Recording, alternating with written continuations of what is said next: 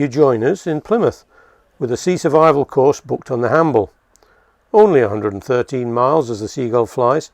However, that means sailing upwind in strong easterlies and at tidal spring currents not suiting daylight passage making. So follow along as we fought our way eastwards to the Hamble. Early morning, well it's about 6:45, 7 o'clock. We're leaving Plymouth until August. Okay, skipper today, where are we off to? Well, probably Salcombe or Dartmouth. Probably Dartmouth. We're leaving Plymouth. Hooray! We've got all our jobs done, everything's aboard that we need aboard, and we're going to go to the Solent. I'm going to Solent to do a sea survival course. Quite calm this morning, but wind due.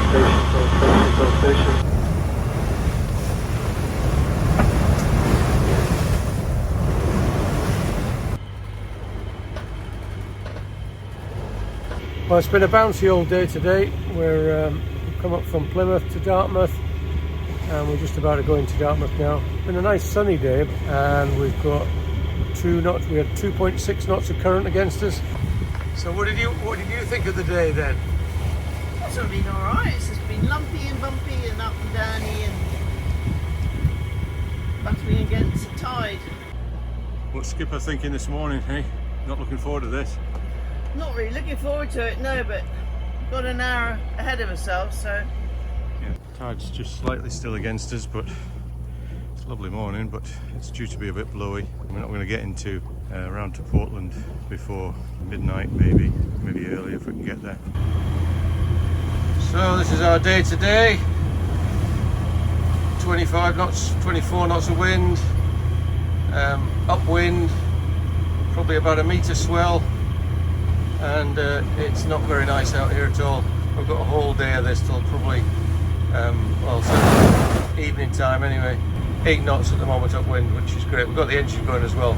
We need to make the maximum, get the maximum distance we can out of this tide before the tide changes, because it's 2.5 knots to 3 knots against us at Portland Bill.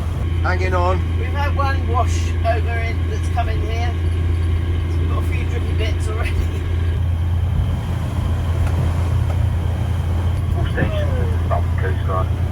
So this is us navigating from the cockpit. It's just too bouncy down below to do anything. Last night I plotted out a kind of worst condition course, which was going to come down here on 100 degrees, and then when the tide changes up here, and we'll still be against the tide, and that's Bill of Portland out there at about midnight. But we've been a bit more successful than that.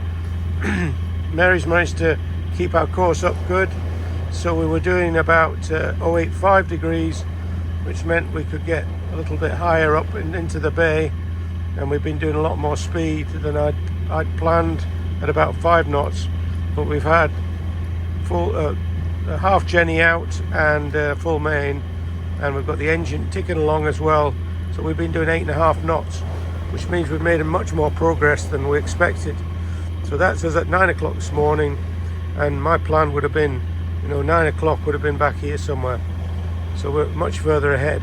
It does mean we're going to hit the tide coming against us at about 11 o'clock, so that'll slow our progress down, but we're well offshore, probably going to be 20 miles off the bill when we go eventually get past it and then head back in. Keeps us out of the tide though, which is something like 5 knots because it's spring tides going across here. So quite a tricky navigation today. That's why we've decided to stay out offshore for a longer and see. What are you thinking of now, Skipper?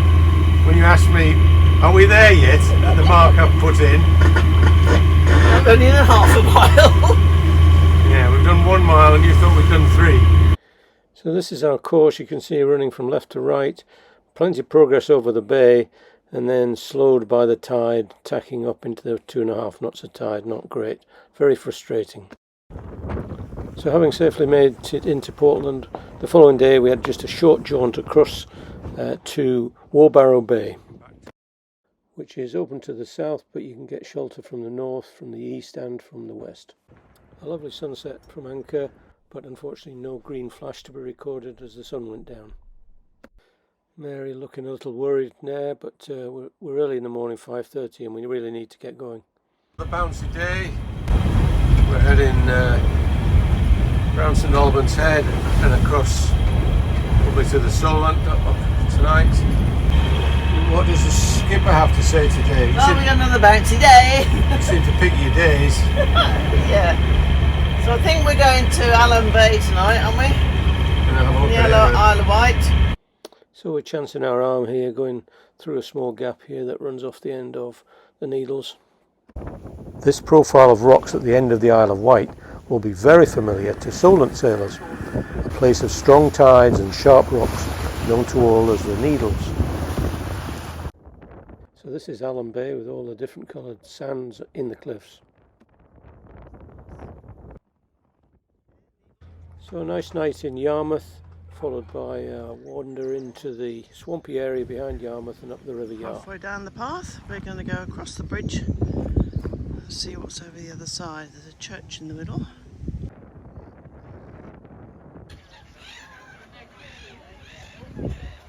Today we're going to the Hamble, just left Leamington Yacht Haven.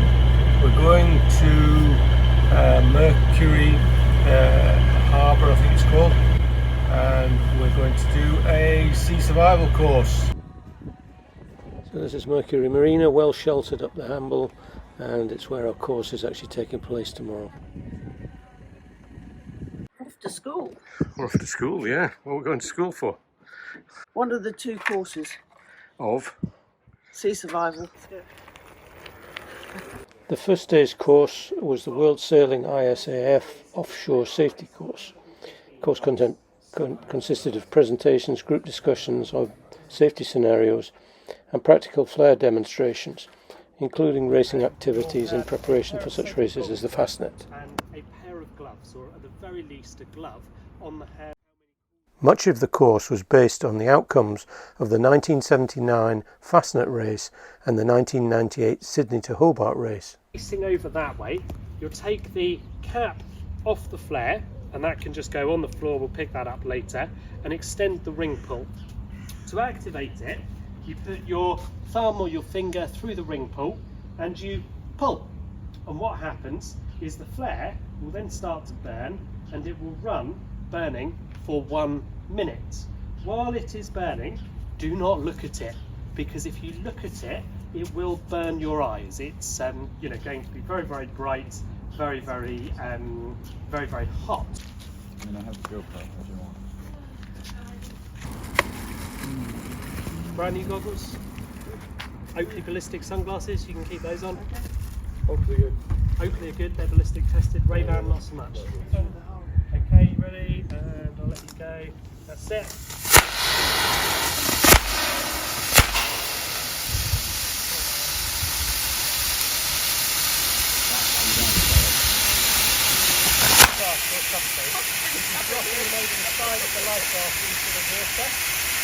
And when you're ready, on the ring pull, go for it.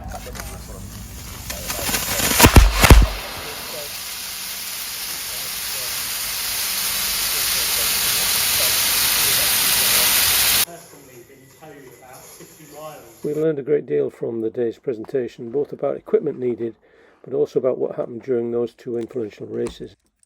So while we check out some of the safety equipment we have on our boat, we'll review what happened in those two tragic races. In 1979, Ted Turner in Tenacious won the Fastnet race in a time of 3 days, 8 hours. What happened in the wake of that race subsequently and following the Sydney Hobart race in 1998 had forever changed offshore sailing safety.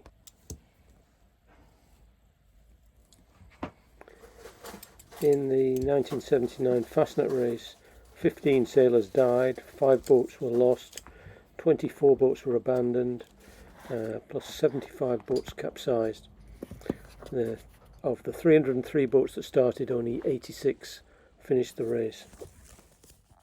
In 1998, Larry Ellison won the Sydney Hobart race in Sayonara. 6 sailors lost their lives in that race and 5 boats were lost. 55 sailors were rescued. Heaving to seemed to be a good tactic, as none of the boats that hove to capsized or turtled. During the Fastnet race in '79, the R&L lifeboat spent over 75 hours at sea in 60 knots of wind.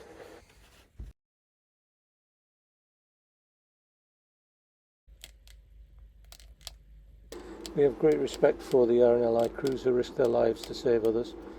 It's rather poignant that just 2 years after the Fastnet race rescues, one of the boats involved in those rescues, the Solomon Brown, was lost with her entire crew in the Penlee lifeboat disaster. The second day's course was the RYA MCA Small Craft Basic Sea Survival course, comprising of presentations, group discussions on safety scenarios, and wet drills on life rafts and techniques to use them and get into them from the water.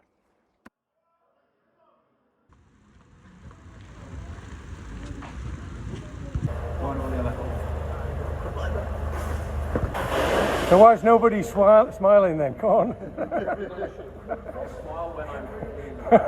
When you're a survivor, yes. One either side of the strap, swing it, 1, 2, 3. Okay, after 3 it's in the pool. There we go. Right, let's make sure it's the right way up. So we pull until normally you see an orange segment, and now give it a really good tug.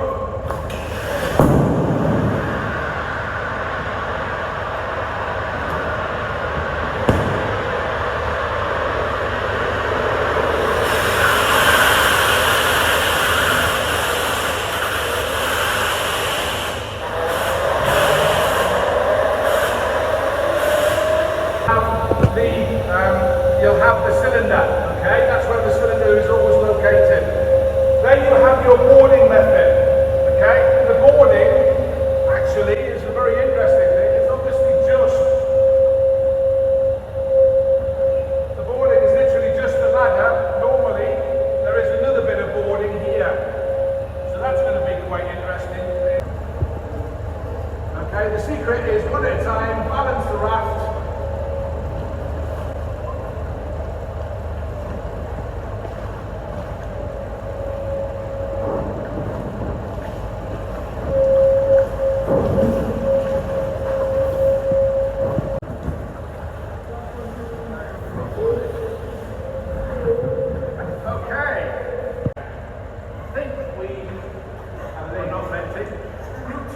Next exercise,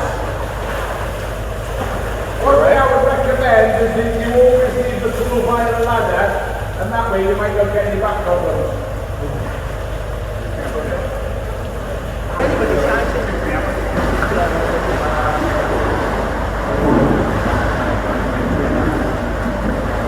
Just be nice to try and organise that without having gone through it. You know what I hope?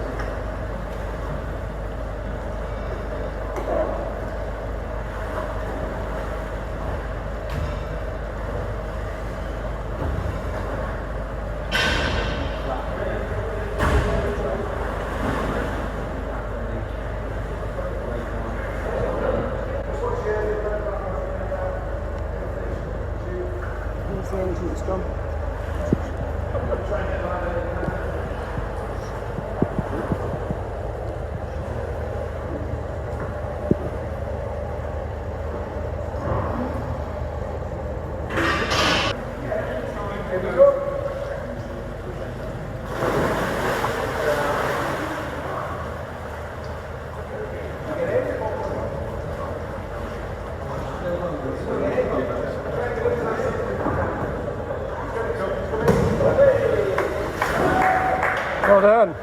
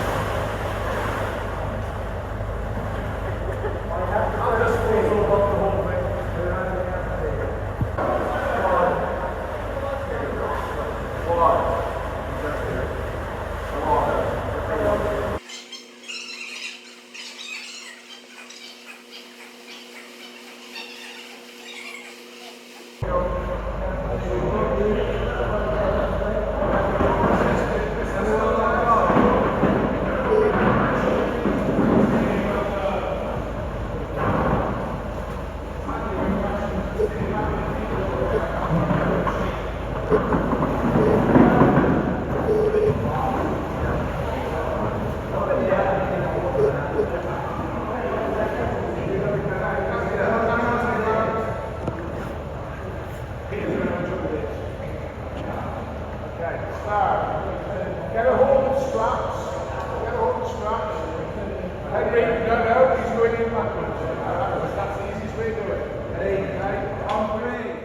Having completed all phases of the course, we were awarded our certificates, and with many safety things to reflect on, we made plans to depart the Solent. We motored out of the Hamble, stayed just the one night in Lymington before departing. Bit windy going out of Lymington. Quite a shallow channel.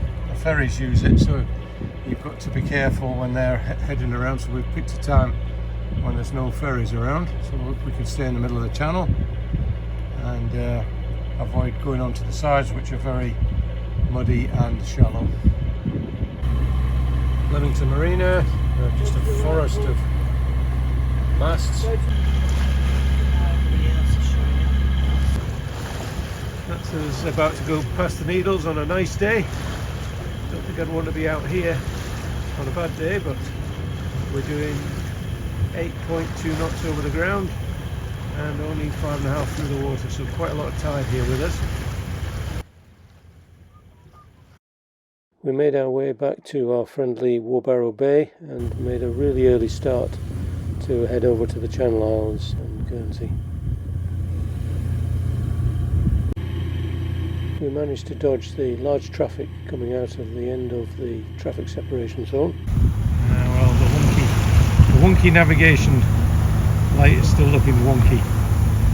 See over there. Even has a giant TV screen on it. How about that? Once again we come across pilot cutters, having a lovely time. I think we've got guests on board. There seems to be quite a lot of crew anyway. Hi, hope you enjoyed the video. It was a tough passage up to the Solent. Do you think it was worth it? Yeah, it was in the end. It really made us think about the things we've got in our grab bag and what extra things we need to put in. Yeah, I think my highlight of the weekend was realising how difficult it is to get into a life raft, even in a swimming pool. Nevertheless, you've got to do that in sea conditions, in storms, so much more difficult. Best to step into the life raft if you can.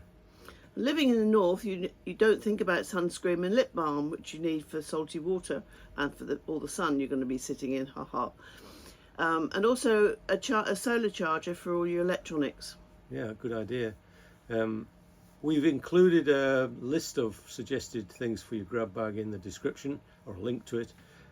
And our advice is check your grab bag now for any items, especially out-of-date items, things like batteries and flares that can go out of date. So until next time, fair winds and following seas. Bye. Bye.